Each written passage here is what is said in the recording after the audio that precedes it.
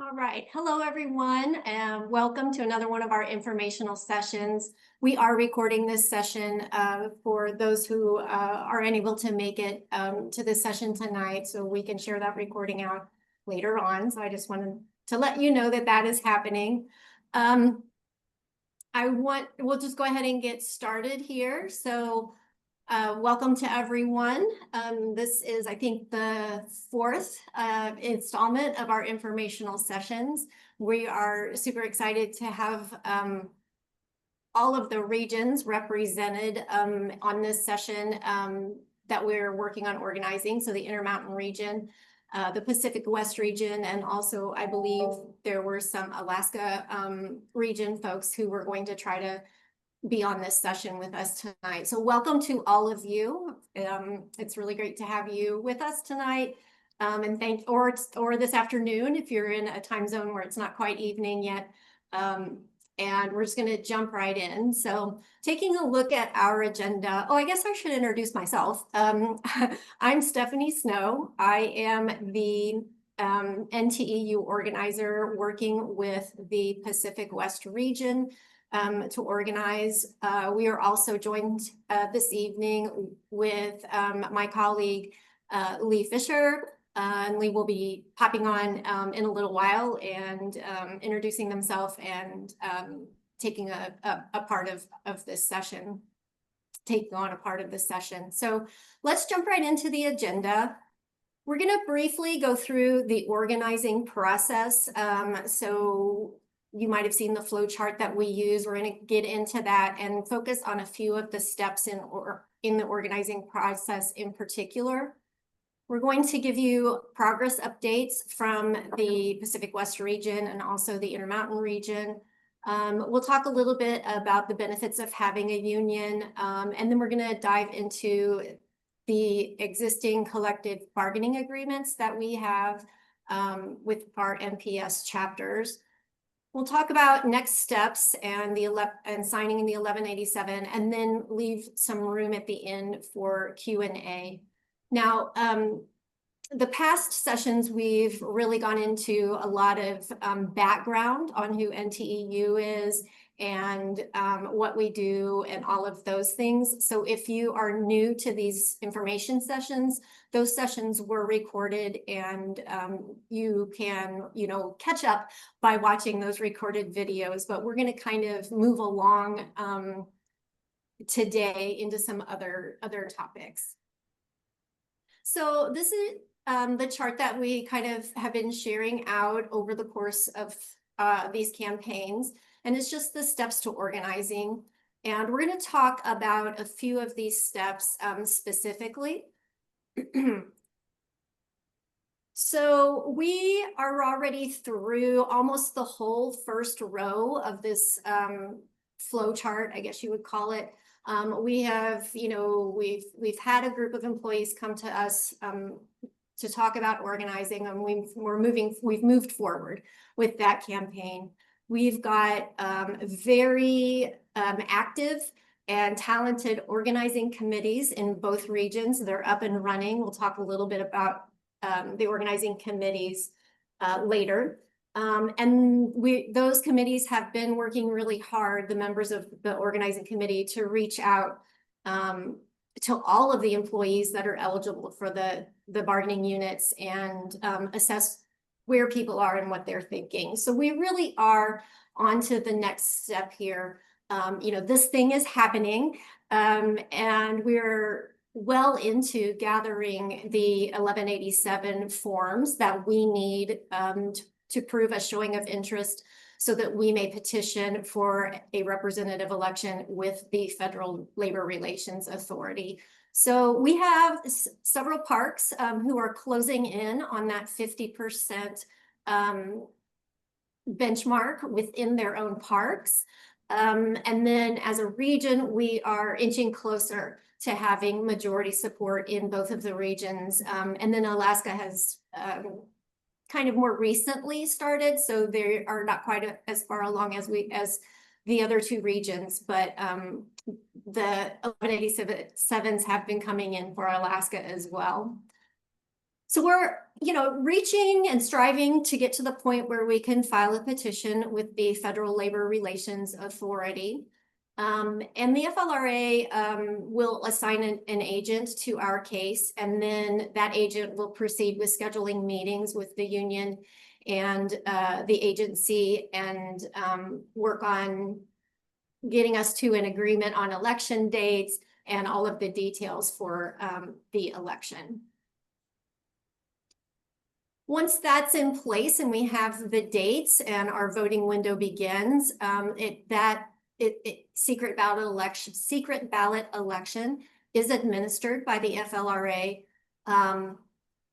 Elections through the FLRA can be in person, although that's fairly rare in today's world. They can be electronic or some combination, a hybrid of the two. I think it's probably safe to say with these regions, because people are so scattered out, that we would be doing an electronic election. So in that election, we need a simple majority of those who vote to vote yes in order to win the election. And so it's 50% plus one of the folks who actually turn in a ballot. So it may not be the entire bargaining unit that will turn in a ballot. It's just the number of people who vote, and we need the simple majority of those folks to vote yes to win the election. Once that is done and our election window is over and the votes are tabulated, then the FLRA issues a certificate, and you become a unit or a chapter of NTEU. At that point, you will be assigned an NTEU chapter number, and then proceed into all of the processes that need to be done in order to stand up your chapter. So having interim officers, writing bylaws, voting on your bylaws, voting on your local dues, and setting your priorities for collective bargaining. And those things all come from your membership. So your members have the final say in your bylaws. Your members get to vote on the bylaws. Included in the bylaws will be your local dues amount that is added to the national. And then the members also get to give input on the priorities for your chapter, including issues and priorities for collective bargaining. Once all of that is done, and you've stood up your chapter and you've found out what your members want to see and what their priorities are, and then we'll move into contract negotiations with the final goal of achieving a collective bargaining agreement, or a CBA, or a contract. So we kind of use those terms interchangeably, but they all mean the same thing, and that's really what we're striving for at the end of negotiations. And then finally, again, because this union is member driven, the members have the final say on anything that is agreed upon in your bargained agreement, your contract. So the members get to voice their acceptance of the contract, or through a ratification vote, or vote it down if it's not up to what the members were expecting. So let's move into talking about the progress in our regions. So I'm the organizer for the Pacific West region, and so I can talk a little bit about the Pacific West and where we are. We currently have in our campaign 28 parks who are participating, who have shown participation through signing of 1187 forms. In those 28 parks, we have almost 1,400 people, employees, who are eligible for the bargaining unit. And currently we have signatures from 21% of that entire Pacific West region parks that are organizing. Now, within those 28 parks, we have some parks that parks or sites that are kind of in the top 12. So they are our parks that are over 20% in 1187 signatures. So in those top 12, we have 516 eligible employees, and currently we stand at 204 signatures. We have 3 parks who have sailed past the 50% mark, and now are still organizing in their own parks, but also pivoting. Some of the organizers are pivoting some of their work into helping the other parks organize and get to that 50% mark or over. So overall, in those top 12 parks, we're at 39.5, and I just like to round that up to 40%. So we really are making good progress. And I'll just say, that progress has really been made over the last just few weeks. I mean, I had my first conversation with our organizing committee in June. So, and really through the month of June, we were a little bit concerned that we weren't getting signatures rolling in and that sort of thing. And then all of a sudden things just started taking off as more and more people have learned that this is going on.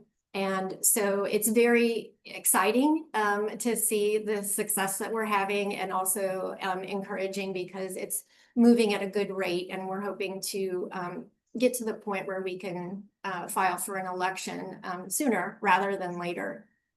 The people doing the work on the ground, that's your organizing committee, your co-workers who have dedicated their time and their efforts, their spare time and efforts into this effort. And so they have been reaching out to folks, trying to get in front of people to have conversations, just really working all of their skills to try to make sure that people know about this effort, for one thing, and then that people really understand that we want to make this happen quickly. So right now in the Pacific West region, we have a total of 48 organizers on our organizing committee, and they represent 26 of the 28 parks that are part of our current campaign. So it's, the committee is representative of the parks and historic sites and all of the different NPS workplaces. And the committee has just really been working really hard to get us where we are and to keep moving us forward. If you are in the Pacific West region and you have a question for an organizer, for one of your colleagues as organizers, you can go to the website down here at or not the website, but the email at the bottom of this slide, and I will show it again later. But that's an inbox that has been put together so that your questions can be directed to someone on the organizing committee will respond to your questions. I'm going to pause here and turn it over to one of our fabulous PWR organizers, just to so that you can hear from an organizer and know what's happening out there in the field. So go ahead and unmute yourself if you are ready. Okay. Hi, I am one of the 48 organizers for PWR. My unit is one of the ones that's already over 50. So at this point, I'm helping everybody else, and we're continuing to pick up steam. We're really hopeful and excited. Look at my notes. One of the things that we're currently putting more focus into is the regional office, because everyone in the PWR regional office most people are pretty spread out. So we've figured out a really great strategy of divide and conquer among all of the organizers, and it's really working well so far. Definitely reach out to that email address or directly to Stephanie if you want with any questions or if you are interested in signing, you can also send an email to that address or directly to Stephanie. And let's see. Yeah, and we're hopeful that we'll be able to get to the point of petitioning soon. We're looking pretty good. We But really are. we need you. So please come join us. Thank you. One of the things that was mentioned is that we are kind of turning our attention to folks who have the capacity are turning their attention to the regional office organizing because the regional employees, a lot of them are in parks or even in another region, so they're spread out. And so if there is someone that if you are in the Intermountain region, or I don't know if there are any in Alaska from PWR, but if you run across those regional folks, even though they're from another, from another region, if you wouldn't mind just reaching out to them and having the conversation and referring them, to this Gmail or one of us, that would be really helpful. And we'll do the same as we run across any Intermountain regional office folks that might be in PWR, or even Alaska folks if there are any. So now I'm going to turn it over to my colleague, Lee, and let Lee take it from here to talk about the Intermountain region. Thanks, Stephanie. Hey, folks, I'm Lee. Like Stephanie said, I am the NTEU organizer that's working with the Intermountain region. So I, oh wait, next slide. Although mine looks very similar. Oh, that's weird. It didn't update. That's so funny. Okay. All right, well, the top part is correct, but that middle part didn't update from the PWR. That's weird. I've been working with folks in the Intermountain region, and obviously the Intermountain region is very large, but there are right now 16 parks that are actively organizing and have committee representing them. Well, I would say there's probably 12 that have committee representing them. A couple of them are really small, and committee from other parks are helping them out. And a similar number between those 16 parks, we've got about 1,350 folks that are eligible. And we also are at 21% for those folks who are currently organizing. So I was going to talk about our top three. I had organized this a little bit differently. We've got a couple of really small sites that have hit 50%, but it's our really large sites right now that are just really trucking along. And all of our largest sites now have are at least over 20%. Some of them a park that I was visiting this week that you'll hear from one of those organizers in a moment. They just hit 28% this week with some really good work. It's interesting that you mentioned the regional offices. Tomorrow and the next couple of days, I'll be visiting IMRO. And so we'll be looking to do outreach. If we find any PWR folks, we'll definitely pass the information along. And the one office of IMRO has already hit their 50%, but we are still working on the large main office in Denver. We've got over those 16 parks, we have around 50 organizers. Not all of those attend the calls. Some of them are a little bit more remote, or their work doesn't allow them to attend our regular calls, but we've got folks and captains out in various parks and making sure that we've got coverage in the various types of employment, whether you're a scientist, whether you're a law enforcement ranger, whether you work in in interpretation or in resources or facilities or trails. We want to make sure that everyone has a representative so that their voice gets heard and that the information gets back to their committees. And so that's the another really important part about these organizers. So I think that's what I've got for this, but I'm going to hand this over. I heard Emily joined us to just talk a little bit about why they have been organizing and what's at stake for Parks employees here. Hey, Emily. Hello. So I'm Emily Wong here at Rocky Mountain National Park. I'm the interpretation organizer, I guess you could say. And we just finished a really great week. Lee was absolutely awesome to come and visit us here at Rocky. We did 2 tabling events on the east side of the park. We did 1 tabling event on the west side of the park. And we also got to go visit trails exactly where they work and caught them out after work and gave them some ice cream, talked some union stuff. So we got like 5 forms the first tabling event, another 5 or 6 forms the next one, another 5 forms I think from the trails, and I think another like 1 to 3 forms from the west side of the park.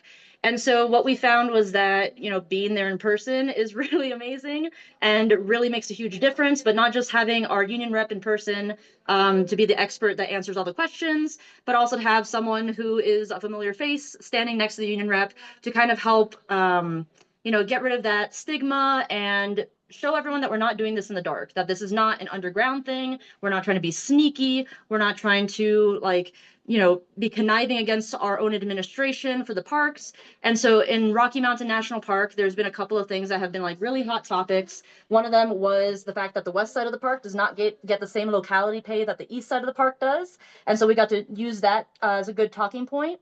Another one is like, how do seasonals benefit? So we got to talk about that a little bit. We do have some people in our park who did get fired on Valentine's Day, and I got to share that, you know, the only reason why they got brought back was because of a union. And so we've been getting some really good traction here at Rocky. It is a big park. It is really, really hard to hit everybody. And especially some of those permanent employees that they're usually like in their offices, but being outside, being visible and being available and non-anonymous, it was a really big difference for us. I don't know if you wanted me to talk about anything else, Lee, but that's about all I got. That was awesome. Thank you so much, Emily. And as I shared, I don't think I even told you this, we hit 28% for Rocky this week. So that's great. All right, next slide, because I think I'm going to talk about, I think Emily, this was a great lead in to talk about why are people interested in having a union? What are the benefits? So we mentioned a little bit earlier, and what a lot of people hear about is your union contract, which is a really important part of having a union. But one of the details that happens, one of the really great protections that unionized employees get is actually from the moment we win that election and are certified. All of your working conditions and terms of employment are frozen in place essentially. And any changes to those working conditions or terms of employment have to be negotiated first. Substantively, we get to negotiate even without a contract about the things that impact you all and the changes that the NPS wants to make. That's on your working conditions and your terms of employment. But even on things like that fall under what are known as management's rights, things that the agency has the right to do, we get to negotiate over how those things impact you and are implemented. I'll talk about this a little bit more in midterm bargaining, but this right happens from the moment that we are certified after winning that election. So we win that election and then we go into bargaining a contract. This is an important document that governs a lot of the things that come up in the workplace. In the following slides, we'll talk a little bit more about what those things are. But some examples are leave and promotions, work schedules. And if we have disputes, one of the important parts of a union contract is we negotiate a dispute resolution procedure. We call this a grievance procedure. that we try to resolve things at the lowest level possible, trying to build that relationship. Sometimes we hope that we don't even have to file grievances because we've built a relationship with the agency. But if we do, we know we have that procedure that we've both agreed to, that ultimately, if we can't resolve it even at the highest levels between the union and the agency, we can take it to a arbitrator, a third party neutral decider who can make a legally binding decision. This is just one of the ways that we have leverage and power when people ask, well, but federal employees can't strike, so what can we do? One of those things is ensuring that we take great cases to arbitration, that we win, we set precedent for, and we build that relationship with the agency, that they know that we are serious, we enforce our contract, and that we don't take frivolous claims to arbitration, so that they know if the union is raising an issue, it's because we're serious and we have a good case. This helps us build a reputation of being effective, and then being able to actually represent employees to the best of our ability. While we're doing this, while we are getting ready to bargaining a contract, while you are getting your chapter set up and electing officers and voting on bylaws, one of the side products that you're doing is you're creating community. You're building a family, a network of people who work together to resolve problems, to lift each other up, and also within the bargaining unit, but even within the agency, creating labor management committees, that we are seeking to resolve problems and name them before they become big, that we can work together. Line level employees often have really great ideas on how to improve their workplace, how to increase efficiency, how to improve the services that are offered to the public. And building that community and having a union gives you a platform to elevate those ideas. Once we are able to actually get the agency to agree to implement them, we then get to be able to hold them accountable. And all of this can help increase the morale in the workplace, and sometimes can be the reason that people on tough days continue to show up and are so glad that they've built this community. I'm sure some of you all can understand that there are days that you show up to work because of your coworkers, because they mean so much. And we want to continue to strengthen those bonds. And then, as I started to touch on, we have the right to bargain over changes. But this is actually even outside of the contract. Again, once we have a contract, still any changes that the agency wants to make, they have to bargain over them. And that means that it's actually one of the number one things that the union deals with throughout the life of between contract negotiations, is actually dealing with what we call INIs, impact and implementation negotiations, over the things that could impact employees. Some examples are if they wanted to change the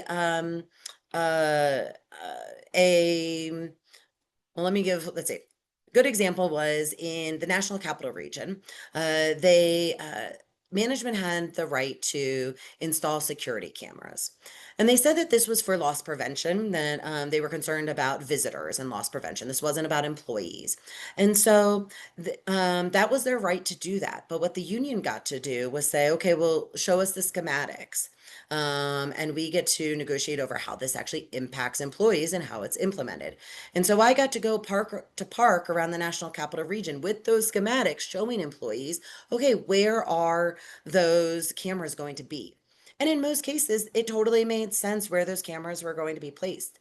But we did find a couple instances where those cameras would have been aimed at employee restrooms or in break areas for employees. And again, since this was not about employee loss, this was about visitor, we pushed back and we were able to change the location of those cameras to preserve employee privacy during their break time, and that allows that employees, again, to kind of increase that morale, to feel safe that this was not about targeting them or surveilling them, and to push back on what's actually right.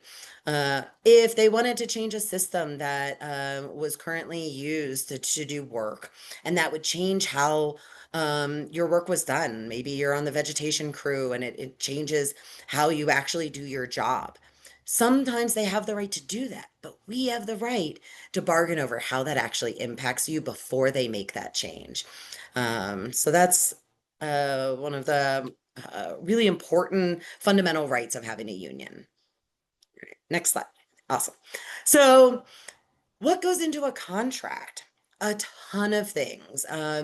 And a note about contracts. Sometimes people get worried that a contract, how could it ever cover things that are apply to me and also that person whose job is so different from mine?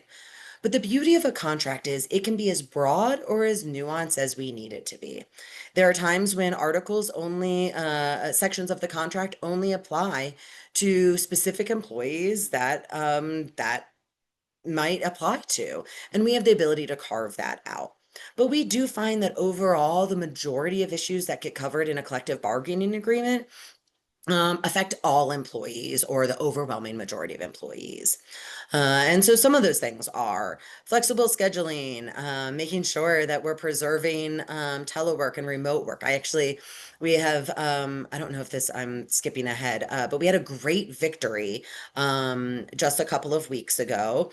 Even now, during these times, for WASO employees, there was a telework grievance that we had filed actually under the previous administration when there was a mandate to return to office. Our collective bargaining agreement provided for more telework than what the administration wanted to see. And we pushed back and we said, no, our contract says that these employees get to maintain their telework. And the NPS said, no, we need to bring people back to the office. And so the way it works with it, when you have a union, we often say you work now, grieve later, unless you're being told something that's illegal or unsafe. If it breaks your contract, you're supposed to follow that direct order so that you're not insubordinate. And then we use our dispute resolution process to resolve that problem. Well, we pushed back, we filed a grievance. We did not resolve that grievance with the agency. And so we took that to arbitration. This was from, I think, September, October of last year. And sometimes those cases take a while to work through. And we just got that arbitrator's decision just a couple of weeks ago that the union was right, that the contract did protect that telework. And so the decision said that WASO telework agreements had to be reinstated. And that's really amazing that even in August of 25, that we are seeing wins for workers that have a collective bargaining agreement, that have union rights and protection. There would not have been that ability to fight that and get to this point without having that union and that union contract. Employees right now in the federal government who don't have union protection are at a different place and have fewer protections and definitely more disadvantages right now.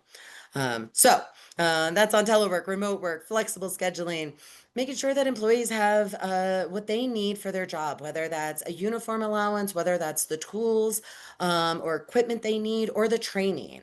All of that are things that we can bargain around. Ensuring that there's transparency and fairness, whether that's in promotions, whether that's in awards, how they're funded and how they are distributed, in details, in performance evaluations. Our performance evaluation section of contracts is usually pretty thick because we're laying out the ground rules for what has to be stated and shared with employees and disclosed, and that there can't be arbitrary caps like thanks, Emily, like only so many employees are allowed to get rated a 5, or if employee can't get all fives. Those kind of things are arbitrary and don't help the employees or the agency grow and improve. When employees are performing well, they should be recognized for that. And so we ensure that our contracts protect employees for fair and transparent evaluations and the ability for employees to prepare for them, so that employees can get coaching and mentoring from their union to be ready. We also negotiate for there to be on the clock time to prepare for those evaluations. Other things that we cover are assignments of tasks, how your work is actually distributed in a fair way. Health and safety is a wide category. I think we're going to talk in later about a really great victory that the National Capital Region has had around ensuring safety for both maintenance and interpretation workers who deal with the Washington Monument. But also the various things that we can do to protect the mission, to ensure whether it's advocating in front of Congress about budgets and staffing levels, working to improve the seasonal program for employees. NTEU represents the IRS, and we have since the 30s. And over the many decades, one of the things that we are most proud of is professionalizing a seasonal workforce, that employees there know that they have a job year after year, where they're going to be and when that work starts. They can establish seniority and benefits, and not only for those seasonal employees, but for the permanent employees who work alongside them. They have consistency and stability. They know who's returning year after year, and they get to maintain that really important institutional knowledge. Next slide.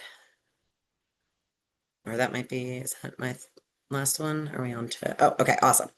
The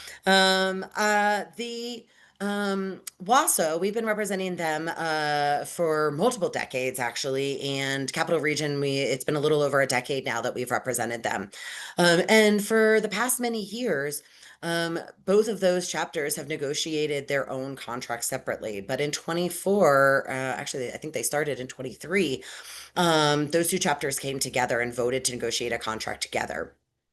This is another highlight of how a contract can be broad enough as well as narrow enough to represent all employees that are headquarter employees, as well as our members out throughout the Capital Region in parks. We're able to negotiate a contract together. That contract is currently being held up by the administration. And so they are still operating under their previous contract. But in that contract, they were able to negotiate some really great improvements, whether it's making sure that employees have time for fitness. Those employees that's really important, which are many of our NPS employees, ensuring that they have time on the clock to take care of their bodies, ensuring that we have clear processes for overtime and that they are equitable. We've had issues throughout the National Capital Region, especially early on, about how overtime was distributed. They've worked really hard to create a system that works for them. Ensuring that we have uniforms, again, the tools and the uniforms and what you need to do your job, and that you have enough funding for that, as well as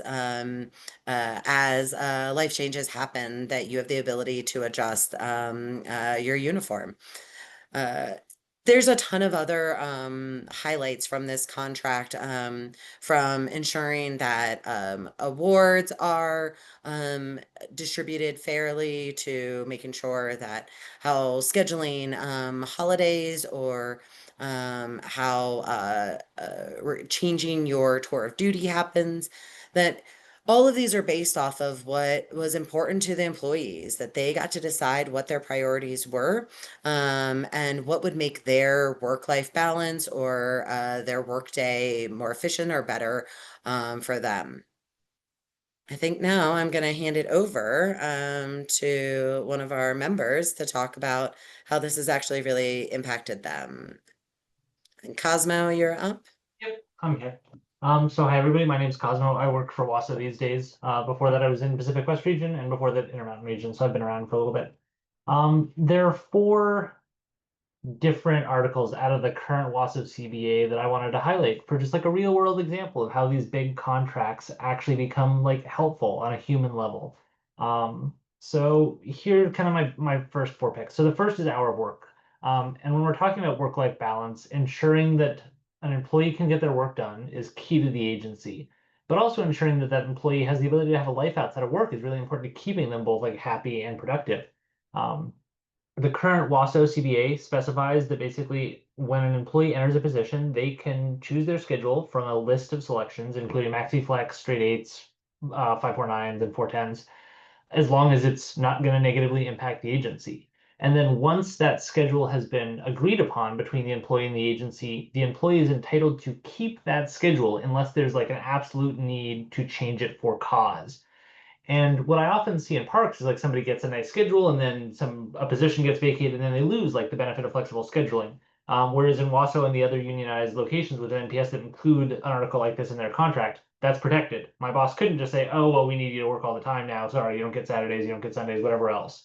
So that's a big one.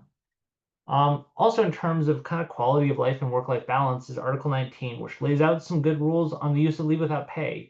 Because the reality is that many of us, at least once in our career, will have some kind of hardship. And maybe we have enough leave to make that hardship possible, and maybe we don't. And for those of us who have had times where we don't have the leave, this annual leave or the sick leave, or we need to take leave for a reason that's like not covered under sick leave, like it's not an FMLA situation because there are some gap boundaries on that. The current WASO contract allows us to take LWOP basically for any reason that can be displayed as hardship, as long as the agency cannot prove that it will negatively impact the agency to let you do so. I had to do this, like I burned through my leave and I had to take care of a family member who wasn't covered under FMLA. And without that article, I could have been forced out of my position. And instead, I just got to take a break and not get paid and then come back and resume my work. So those 2 are big for the work-life balance. The other 2 are a little different. So Article 21 is really about like work experience on a day-to-day basis. The WASO CBA specifies that positions will be properly graded to accurately reflect the duties assigned. And that's a big one. A lot of folks in parks are working outside of their PDs and are just expected to tolerate that, even when it's often like multiple grades outside of their PD. The WASO CBI protects that and basically says that an updated PD must be provided to the employee within 90 days if duties are officially changed. And that really prevents any supervisor from like giving their employee more and more work, especially right now when we have significant vacancies, where if you get assigned some kind of temporary reassignment duties or some extra duties because the position is vacant, like they have 90 days to properly reclassify your position and say like, hey, like here's your new PD. If not, the union can grieve it. For me, that also ensured that when I had vacancies on my position prior to the current DRP situation, the agency wanted to downgrade those positions, and I would have been the sole higher graded person on my team.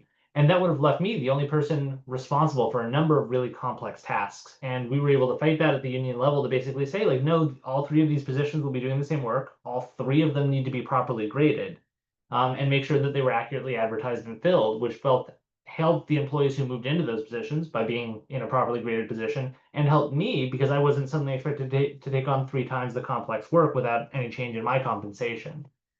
In addition to like the requirement there, any major change to PDs is a change in working conditions. And that requires the agency to bargain with the union. And that's important because especially right now, as we have huge vacancies under DRP and Vera VSIP, I can't just unilaterally be reassigned a bunch of duties that are outside of my job. They can ask me to do it. If I agree, it's fine. Nobody's going to complain. But if I say no, I'm not comfortable also, taking out trash cans or driving vehicles or whatever other duty they want to give me, I can ask the union to step in and negotiate that kind of change in duties on my behalf. So that's really helpful. The last one is an important one because it's important to know that unions can't negotiate on pay. A GS7 is a GS7. That's set by law and OPM and not something within our control. However, there are a number of like kind of proximate ways to fund somebody that aren't just their GS grade. And this is one that I've taken advantage of, which is that Article 57 of the current WASO CBA allows the agency to participate in a tuition reimbursement program. Basically, the article is a little vague, but it specifies that the agency will continue its existing student loan repayment program as allowed under a federal law that lets agencies do that. It doesn't mandate the agency to do so, but it does provide a pretty clear framework from which the agency can keep operating in the same way they have in the past. For me, that's $5,000 a year on top of my GS salary for tuition reimbursement. That's huge. Like that is a huge pay bump, even though my grade never changed. And the agency is allowed to do that either as a recruitment incentive to help fill positions or as a retention incentive to help keep people in positions, which is how I got mine. And that's big right now when we're losing staff and supervisors have lapsed positions and funding and they need ways to keep their qualified staff hanging on or working hard. Like it gives the agency better tools to reward the employees who are willing to keep putting in the hard work. And that's kind of the 4 I've got. And I'll hang out and chat if anybody has questions about those. Thanks. Thank you. That's a lot of great information. I know that that there are a lot of articles in the current agreement that apply to you, and thank you for just highlighting, you know, a small number of those for us. It's really great information. So there are ways for you to get involved if you're not already. Signing an 1187. So, and we'll be talking about that a little bit more, but we have had the 1187s coming in and we get excited every time a new one comes in. And so, you know, you can sign your 1187 or encourage your coworkers to sign because we're getting so much closer to our benchmark. Every signature matters right now. You can, if you're, there's no representative in your park, or if you want to join the representatives in your park that are on the organizing committee, certainly we'd love to have you as part of this team. So you can reach out and if you want to become an organizer, help out in that capacity. Or even if you're not an official organizer, you certainly can talk to your coworkers, people that you know that you work closely with and that you have a relationship with, and just let them know that this effort is going on. I do think that there are many people still out in all the various areas that really haven't had a chance to learn about what's happening and to become part of it. And so you can help us in that way just by spreading the word and talking to your coworkers. If you have not signed the 1187 or you have a coworker that would like to find out how to sign the 1187, there's 3 ways that you can fill out the form. You can scan the QR code that's here on the screen. You can go to the NTEU NPS webpage, which is listed in the center of the screen here, and click. You have to scroll down a little bit, but there's a blue button that you can click on that says Submit an 1187, and then follow the instructions from there.